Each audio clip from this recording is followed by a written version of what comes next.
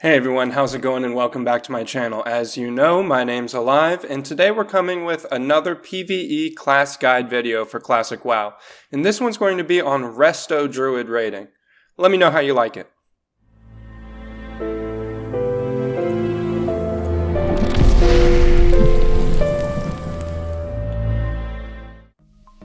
First, let's start off with race selection. Unlike all the other classes, there is no best race for Druids, since there's only one race of each faction that can even be a Druid. For Alliance, Druids must be Night Elves, and for Horde, Taurens are the only race that can be Druid. So, depending on what faction you choose, you'll automatically be locked into one specific race. Okay, now let's get into the juicy stuff and start talking about talent builds for Druids. Unlike retail WoW, Classic uses a more traditional talent system consisting of 3 separate talent trees, which any Druid may freely spec into. Each tree is themed to have a specific specialization and requires points to be invested in it to progress further down the tree, with each tree capped by a special ability requiring 31 points to unlock. With a total of 51 points available to you at level 60, you could invest all of your talent points in one tree, or spread them across multiple trees in order to create your own hybrid specialization and playstyle.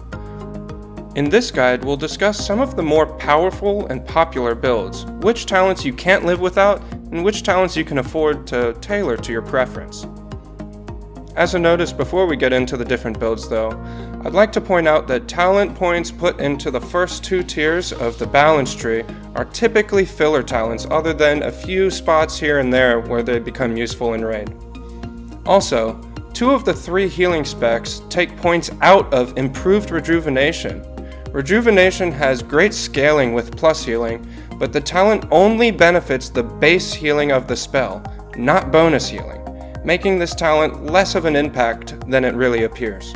The first spec we'll talk about is the Swiftmend spec, 15-0-36. Swiftmend spec, named after the final talent in the restoration tree, Swiftmend, is typically the entry-level Druid healing spec, and also a great tank healing spec.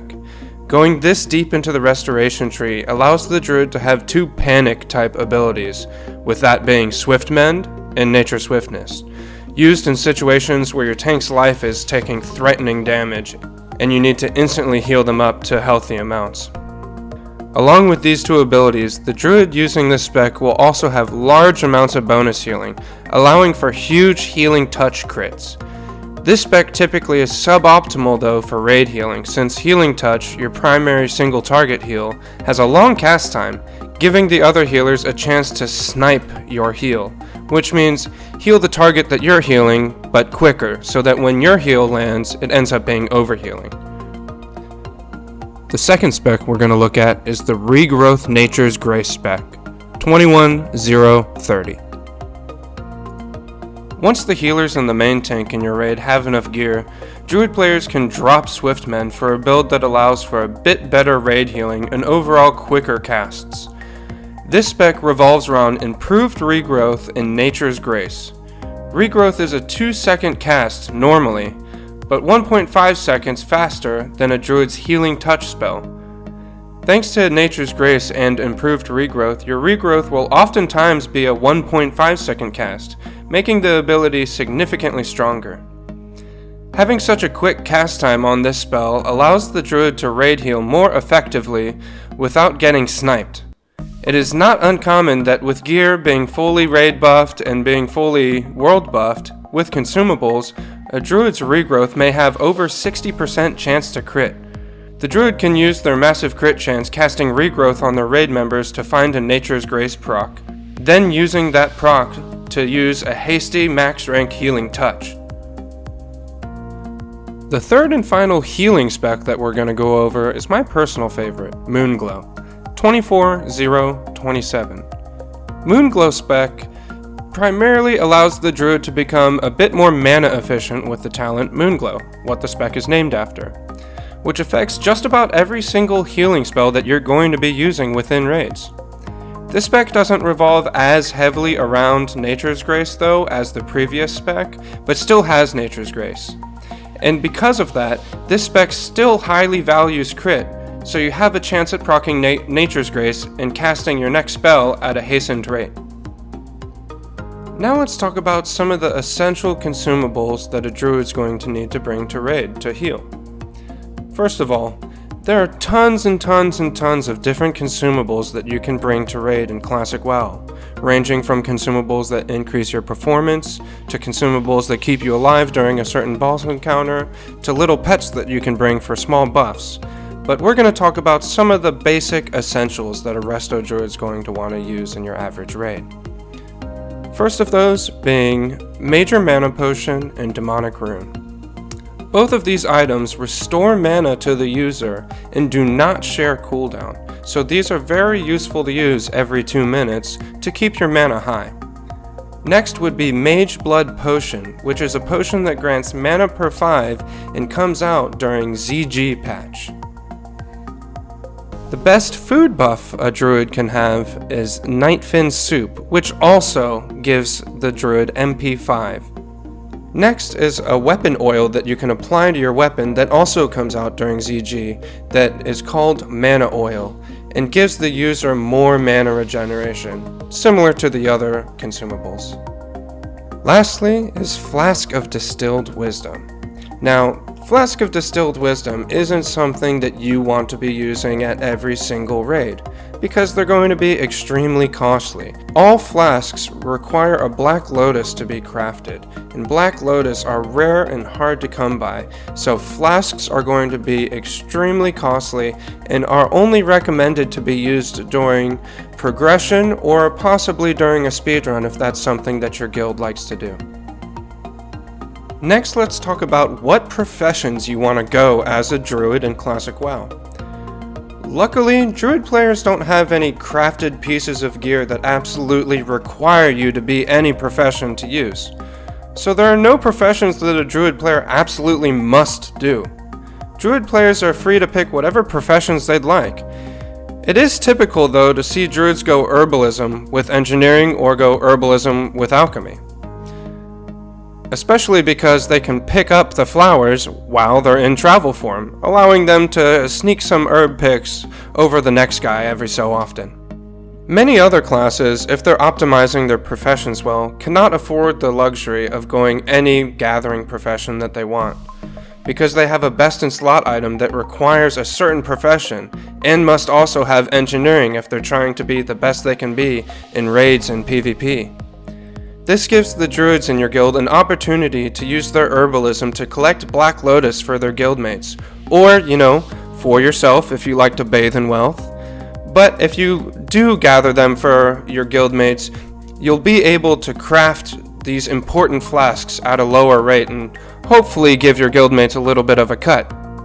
Flask recipes are extremely rare and go for high prices on the auction house. With this in mind, recipes are typically given to the players that can be trusted to be the guild alchemist within a guild if the guild gets a drop. So if you do decide to be the guild's herbalist and you're the one that's going out there to collect the Black Lotus, it is possible that if you set up a deal with your guild, they might get a drop on a flask recipe, give it to you for free if you end up giving your guildmates a discount. And everyone's happy. However, engineering is the most common profession in Classic WoW, for its incredibly wide array of uses. For example, it can be used for additional damage or utility for your raid using items such as Sapper Charge, Dense Dynamite, Gnomish Battle Chicken, and of course, Arcanite Dragonling. Now that we've talked about how to build your druid, let's talk about how to actually play the druid in a raid. Before we get into how to tank heal and raid heal and what utilities they bring, let's talk about one of the most important abilities that a druid has, and that's Fairy Fire. Fairy Fire is one of the most important debuffs to use in raid, as armor penetration is extremely strong, and melee are some of the top tier DPS from the beginning of the game to the end of the game. So if you're going to play a druid in raids, you're going to have to get used to tab targeting and casting Fairy Fire on every single enemy. But besides that, let's get into the healing. First, let's talk about tank healing. If the druid player is assigned to be the designated tank healer, They will likely be playing as either Swiftmend or Moonglow builds, depending on what's needed. Regardless, the Druid tank healing is relatively straightforward. When healing a tank, the Druid player will want to be spamming different ranks of Healing Touch, depending on how much damage the tank is taking. In addition to casting Healing Touch, you will also want to keep up both of your healing over time effects on the tank, which is Regrowth and Rejuvenation. These healing over time effects not only buffer the incoming damage on the tank, but allow you to cast Swiftmend if needed when your tank dips a little bit too low. Now let's discuss raid healing. Druids are most oftentimes tank healers, but can heal the raid as well. Usually utilizing the Regrowth Nature's Grace build. With this build, the Druid will be looking to cast Regrowth on the raid, typically low ranks, which not only gives them an instant heal, but also gives them a heal over time to buffer future damage. Now, you may be thinking, well, why don't I just rejuvenate the whole raid? Rejuvenating the whole raid isn't a bad idea. However, rejuvenation is quite costly on mana, and also, rejuvenation does not stack with itself. Meaning, if you have more than one Resto Druid in the raid, you can't cast Rejuvenation on top of their Rejuvenation, or vice versa. Also, Rejuvenation is a healing over time effect that lasts a long time, and most oftentimes you'll have other healers in your group not notice that Rejuvenation is on a specific character in your raid, and they'll end up just topping them off anyway, basically rendering the rest of your Rejuvenation totally useless. Furthermore, the Druid using this talent setup can support tank healers by using their Nature's Grace procs to cast a quick healing touch. Lastly, on fights where the whole raid is taking consistent damage, such as fighting Sephiron, that's when Rejuvenation starts to come in handy, because there's constant damage being taken by the whole raid, allowing other healers to not really have the chance to snipe that heal. For my final thoughts of a Resto Druid in PvE, Druids are kind of the jack of all trades. They may not be the absolute best in every role, but they always have a role to play. Druids are absolutely necessary for any raid team to not only bring large amounts of healing, but also because their damage increasing debuff Fairy Fire.